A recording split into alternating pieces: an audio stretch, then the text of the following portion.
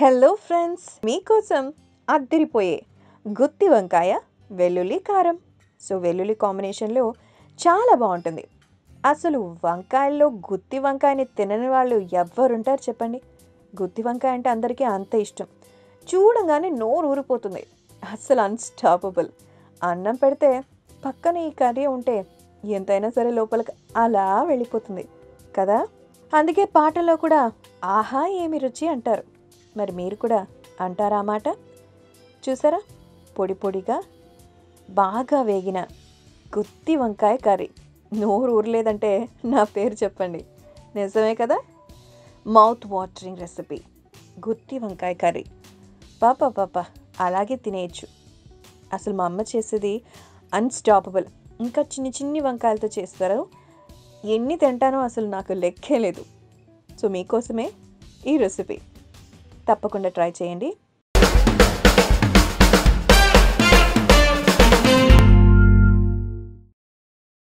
So చాలా రకాల వంకాయలు ఉంటాయి కదా. తెల్ల వంకాయలు, నల్ల వంకాయలు, కొంచెం సార వంకాయలు. ఇందులో నేను ఇలాంటివి తీసుకున్నాను అనమాట. కొద్దిగా చిన్న వంకాయలు, లేత వంకాయలు. ఇలా వైలెట్ కలర్ ఉన్నాయంటే లేతవని అర్థం. బాగా కొంచెం ముదిరిపోయాయంటే మనకి అందులో గింజలు వచ్చేస్తాయి.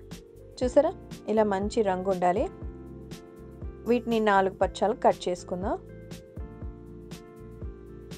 మనం మసాలా పెట్టుకోవడానికి ఎలాగైతే కట్ చేసుకుంటామో ఇలా 4 వైపులా ఘాట్లు పెట్టుకోవాలి. సో లేత వంకాయల్లో గింజలు ఉండవు, అప్పుడే అవి తినడానికి బాగుంటాయి. గింజలు ఉంటే టేస్ట్ మంచిగా ఉండదు. కట్ చేసిన వెంటనే నీళ్ళలో వేసుకోండి, లేదంటే రంగు మారిపోతాయి. కరెక్ట్గా మనం కర్రీ ప్రిపేర్ చేసుకునేటప్పుడు వీటిని తీసుకోవచ్చు.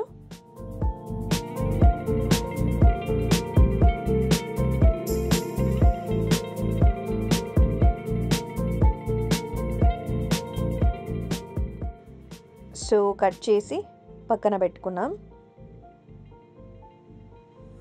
ఇప్పుడు ప్రిపరేషన్లోకి వెళ్ళిపోదాం. ఒక బాండీ తీసుకుని అందులో ఒక 3 టేబుల్ స్పూన్ల ఆయిల్ తీసుకోండి. వేడెక్కాక అందులో ధనియాలు ఒక 1/2 కప్పు, పచ్చెనగపప్పు 50 గ్రాములు, అలాగే వేరుశనగ పప్పులు 50 గ్రాములు, ఉద్దిపప్పు ఓ 50 గ్రాములు, నువ్వులు ఓ 50 గ్రాములు, ఎండుమిరపకాయలు దాదాపు ఒక 10 నుంచి 11 తీసుకోవాలి. ఇవన్నీ వేయించుకోవాలి. ఇందులో నేను ఎన్ని ఇంగ్రీడియంట్స్ వేసాను చూసారు కదా.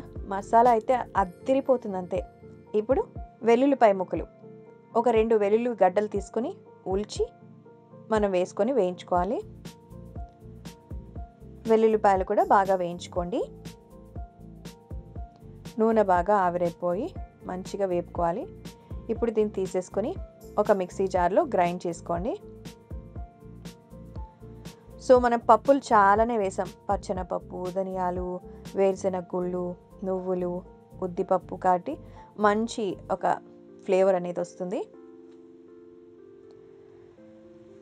సో ఒక పౌడర్ లాగా తయారు చేసుకోవాలి. నేను కొంచెం కచ్చాపచ్చాగా గ్రైండ్ చేశాను, ఎందుకంటే మనకి ఆ పొడి అనేది పంటికి తగులుతూ ఉంటే బాగుంటుంది. మీరు సాఫ్ట్గా కూడా ట్రై చేయొచ్చు. సో ఒక ప్లేట్లో తీసేసుకోండి.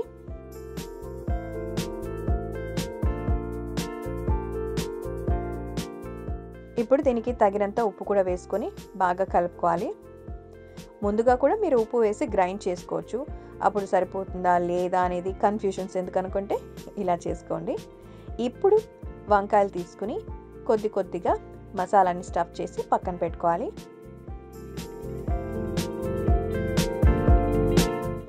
మసాలాని కొద్దిగా లోపల వేసి, మనం ఫుల్గా పెట్టట్లేదు, నేను కొంచెం కొంచెం వేస్తున్నాను. ఎందుకనేది తర్వాత చెప్తాను.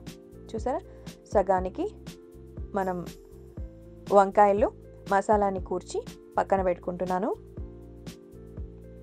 బాగా ఇలా గట్టి ప్రెస్ చేసినంటే కొంచెం లోపలికి ఉంటుందన్నమాట.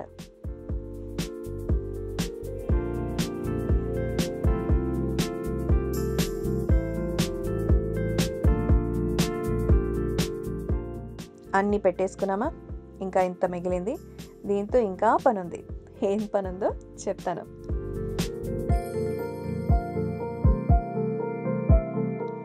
సో స్టఫింగ్ వంకాయలు ఇలా ఉంటాయి. ఇప్పుడే ఆకలేస్తుందా? వెయిట్. ఇప్పుడు ఫ్రైయింగ్ ప్యాన్ తీసుకొని కొద్దిగా ఆయిల్ వేసి స్టఫ్ చేసుకున్న వంకాయలు ఒక్కొక్కటి ప్లేస్ చేయాలి. అవన్నీ బాగా మగ్గాలి. మూత పెట్టారంటే బాగా మగ్గుతాయి.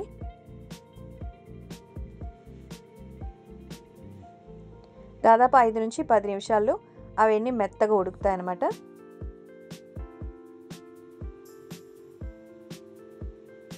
చూసారా, ఇవి దాదాపు సగం మగ్గింది. ఇప్పుడు మీరు ఏం చేస్తారంటే తీసి పక్కన పెట్టుకోవాలి.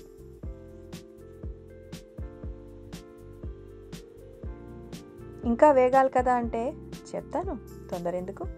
ఒక్కొక్కటిగా జాగ్రత్తగా తీసుకోండి, స్టఫింగ్ డిస్టర్బ్ కాకుండా. సో దాదాపు సగానికి పైగా ఉడికిన మసాలా వంకాయలు.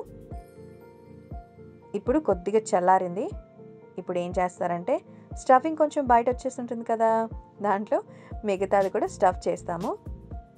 జాగ్రత్త, ఉడికుంటాయి కాబట్టి వచ్చేస్తుంది. సో ఇప్పుడు ఫుల్గా మసాలాని డిప్ చేసి ప్రెస్ చేసి పెట్టుకుందాం. సెకండ్ టైం ఇలా మసాలా పెట్టుకోవడం వల్ల నిండుగా మసాలా ఉంటుంది. తినేటప్పుడు నోటికి చాలా చాలా బాగుంటుంది, మంచి టేస్టీ. ఓకే, ఉల్లికారం.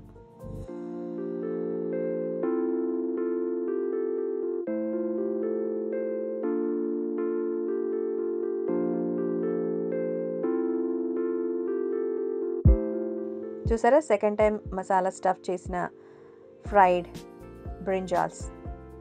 ఇప్పుడు ఇంకొక మూగుడు తీసుకుని దాంట్లో కొద్దిగా ఆయిల్ వేసి ఇంకోసారి ఫ్రై చేసుకుందాం. మీరు అదే ప్యాన్ కూడా పెట్టుకోవచ్చు, కొంచెం నీట్గా కనిపించాలి కదా, అందుకే నేను వేరేది తీసుకున్నాను. సో మరొకసారి ఆయిల్లోని ఫ్రై చేసుకోవాలి వంకాయలు. ఒక్కొక్కటిగా జాగ్రత్తగా వేసుకోండి.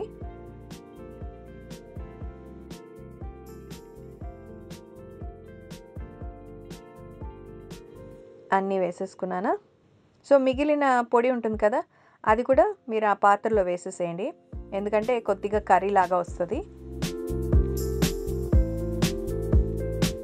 కలిపేటప్పుడు కూడా జాగ్రత్తగా కలపండి.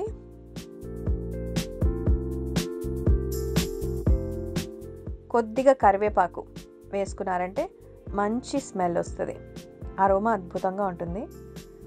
కరివేపాకు కదా అని తీసేయకండి ప్రతిసారి, కరివేపాకులో కూడా చాలా విటమిన్స్ ఉంటాయి. ఓకేనా, అది కేవలం ఫ్లేవర్కి మాత్రమే కాదు, ఆరోగ్యానికి కూడా మంచిది. ఓకేనా, మూత పెట్టి ఒక 10 నిమిషాల పాటు బాగా ఉడకనిచ్చారంటే సో మన వంకాయ కూడా సిద్ధమైపోయినట్టే. ఇదిగో తయారైపోయింది, గుత్తి వంకాయ వెల్లుల్లి కారం. బాబోయ్, అసలు చూస్తుంటేనే ఇలా ఉంది, తింటుంటే ఇంకెలా ఉంటుంది, జస్ట్ ఇమాజిన్. వావ్,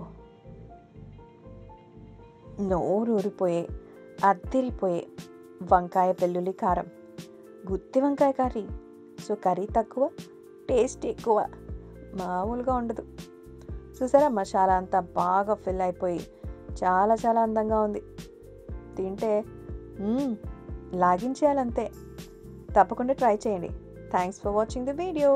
మా ఛానల్ని సబ్స్క్రైబ్ చేయడం మర్చిపోకండి.